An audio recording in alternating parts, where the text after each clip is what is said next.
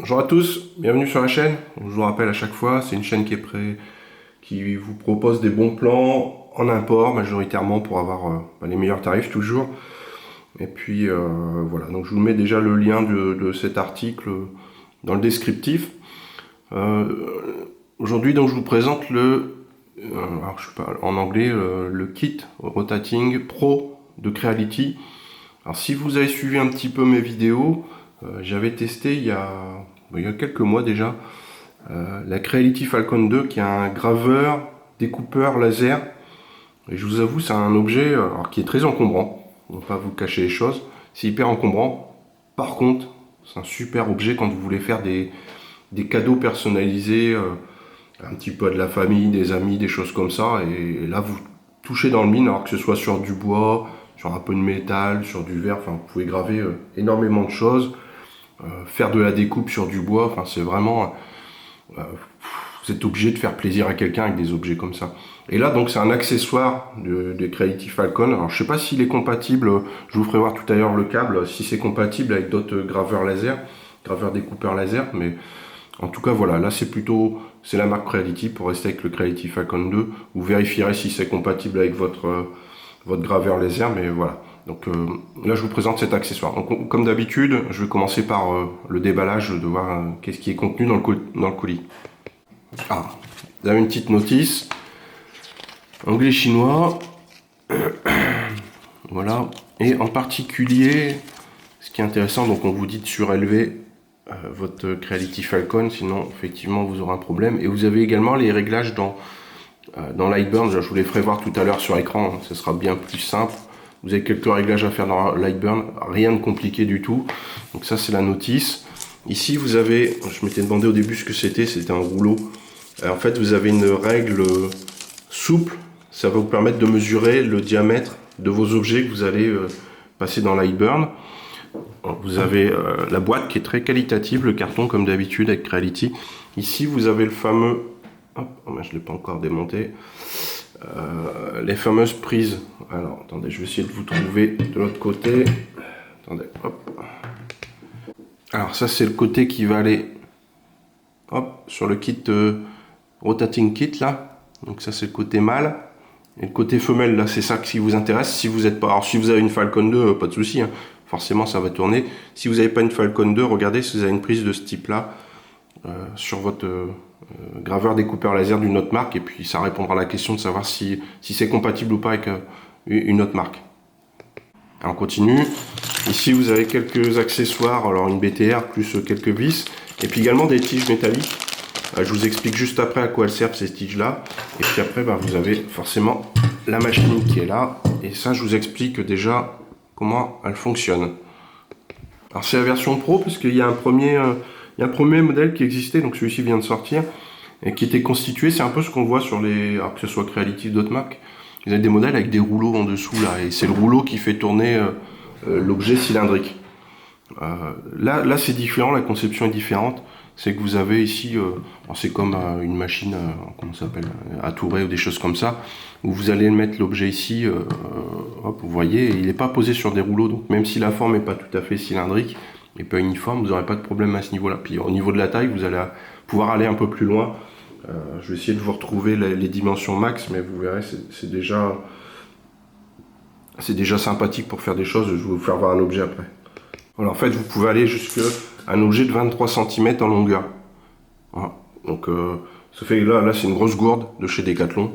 Bon, elle n'est pas en bel état, mais je vais faire mes essais dessus.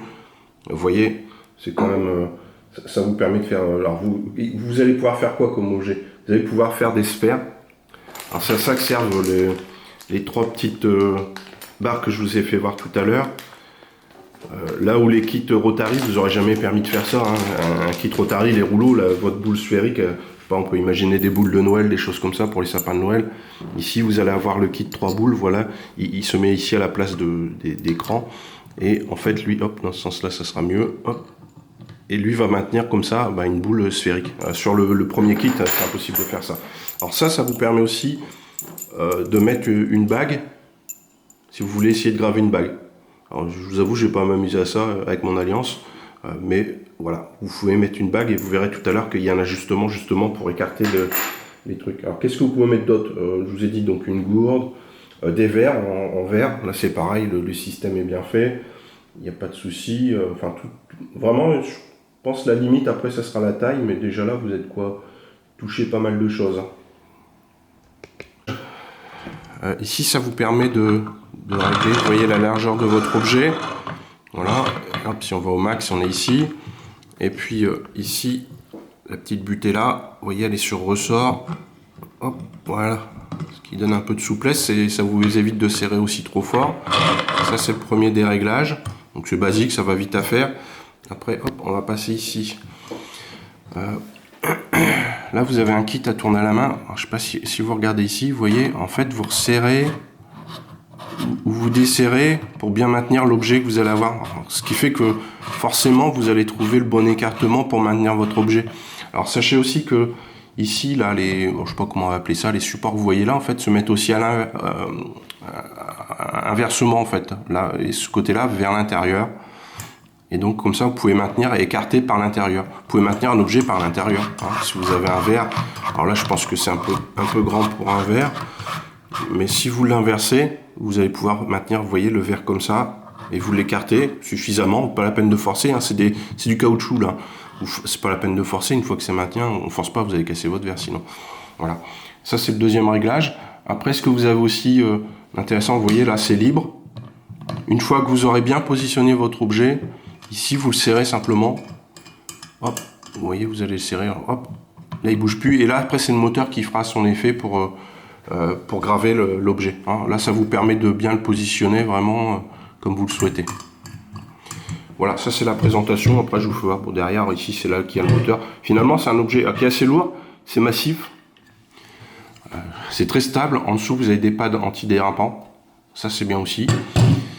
Et puis voilà, au niveau de la présentation, je crois que je vous ai parlé de tout. On va passer après, on va regarder vite fait Lightburn, puis après, on va passer à un cas pratique. Vous voyez, comme je vous faisais voir, donc là c'est libre, vous tournez l'objet là où vous voulez, moi je veux pas graver là-dessus, hein, ou alors si je veux graver là au-dessus, c'est moi qui le définirai. Une fois que je l'ai bien positionné, hop, attendez, hop, c'est moi qui touche à tout en même temps, hop, je les verrouille. Détail, les mecs de Creality, ils n'ont pas été trop sympas sur ce coup-là, enfin c'est pas dramatique, mais la prise est là et vous voyez que pour la mettre, vous êtes droit. S'ils avaient fait un renvoi d'angle, pour mettre la prise tout droit, ça aurait été plus simple. Là, je vous invite à faire gaffe quand vous le mettez. En plus, c'est des pins, donc ça s'emboîte bien tout ça, mais c'est un peu chiant. Vous voyez, on n'a pas la place pour tenir. Donc, il faut soit utiliser une petite pince à bec ou des choses comme ça pour le mettre sans rien péter. Faites gaffe à ça quand même. C'est un détail, mais une fois que c'est mis, vous êtes tranquille. Mais bon, ça aurait été plus sympa de mettre un petit renvoi d'angle sur le connecteur. Ça aurait été quand même beaucoup mieux. Et ici, vous voyez le raccordement donc sur le moteur qui est sur le devant de la machine. Hop, là, je vous fais voir. Hop, je suis sur le devant. Donc directement sur la prise, hop, prise à prise, voilà. Alors après, de ce fait, Alors vous voyez, il faut quand même bien surélever la machine. Bon là j'ai mis des bols, c'est un peu bricolage, mais on s'en fout. Vous voyez quand même que faut bien la surélever. Alors ça, vous trouverez ce que vous voudrez pour la surélever, mais vous voyez, faites gaffe parce que regardez par exemple là, hop, j'avais pas tout à fait bien surélevé encore. Il faudrait que je soulève un peu. N'oubliez pas de mettre au bon niveau, de régler votre laser au bon niveau, toujours par rapport à la machine, hein, comme d'habitude avec la cale de la Creality Falcon. Voilà. Et puis vous voyez ici, hop, c'est pareil. On est juste bien là. Il aurait fallu même que je la surélève encore davantage. Pourtant là, ça fait bien. Elle est bien surélevée d'une dizaine de centimètres, mais il faut encore davantage. Mais là, ça va suffire pour faire mes tests. Alors on fait un petit tour dans Lightburn. Lightburn, donc c'est certainement le logiciel leader, mais c'est le logiciel payant aussi, hein, il coûte une cinquantaine d'euros sans problème. Donc je vous fais voir les réglages dans Lightburn, après vous trouverez s'il y a un équivalent après dans d'autres logiciels. Hop, alors je vous fais voir tout ça. On va ici dans les réglages. Alors tout ça est sur la notice, hein, j'invente rien. Hop, réglage. Afficher, activer. Donc là, je coche. Ici, je fais OK. Tout ça est très simple jusqu'à présent. Page suivante. Hop, laser tool. Alors, configuration de la rotative. On est bon. On est mandrin. On active. Pas de souci. L'axe Y. Alors ici. Là, il faut que je trouve les paramètres à mettre.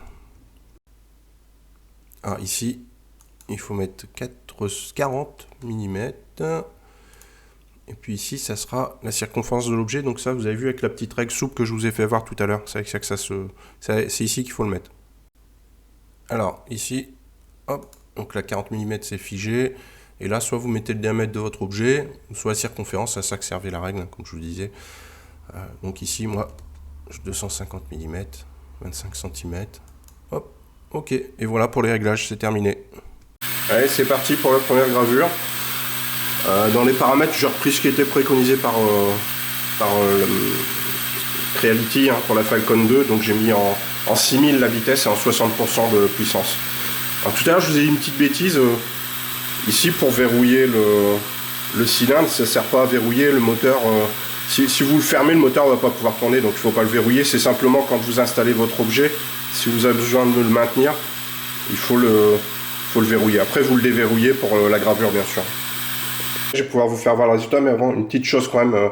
Même si on n'est pas aux États-Unis, n'oubliez pas de mettre vos lunettes pour pas que ça réfléchisse à un réverbère. On ne sait jamais, si vous gravez sur un métal qui reflète le laser, faites gaffe, ça va à 2000 degrés quand même le laser. Donc je ne veux pas être lourdingue avec ça, mais minimum est de mettre vos lunettes. Puis vous avez le bouton de sécurité ici, en arrêt d'urgence. Allez, je vous fais voir le résultat en détail. Je vais voir, c'est un essai brut, c'est mon premier essai. Le premier à 6060. Ici j'en ai fait un, vous savez, en mode le truc pas fil en fait. Bon, ça rend moyen là. Il vaut mieux l'imprimer comme ici. Donc là c'est bien. Après c'est la couche de peinture qui a fondu un petit peu du truc. Et puis là j'en ai refait un aussi. J'ai mis 80 en puissance du laser. C'est un petit peu mieux on dirait. Tester Geek. Voilà. Vous voyez, donc c'est top pour tout ce qui est incurvé. Et après, vous faites ça avec des verres. Alors les verres, si vous regardez suffisamment de vidéos, c'est vrai il faut mettre une couche de peinture avant noire pour que le laser puisse graver sur le verre, sinon ça marchera pas.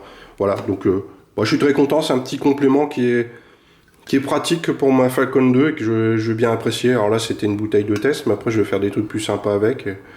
Pareil, vous voulez offrir des petits cadeaux personnalisés, c'est top. Donc voilà, j'ai beaucoup apprécié moi voilà, un bilan positif et je pense que maintenant qu'il existe ce modèle Pro, Kit Pro, je pense qu'il faut éviter les rouleaux puis passer là-dessus tout de suite. Ça vous évitera d'être un moment frustré de ne pas pouvoir graver certaines choses. Donc voilà, j'espère que la vidéo vous a plu. Si c'est le cas, n'hésitez pas à mettre un petit pouce pour dire que ça vous a plu. N'hésitez pas à lâcher un commentaire, je n'hésiterai pas à vous répondre de mon côté. Et puis à vous abonner à la chaîne si ça vous plaît, mes vidéos. Voilà, à bientôt, salut!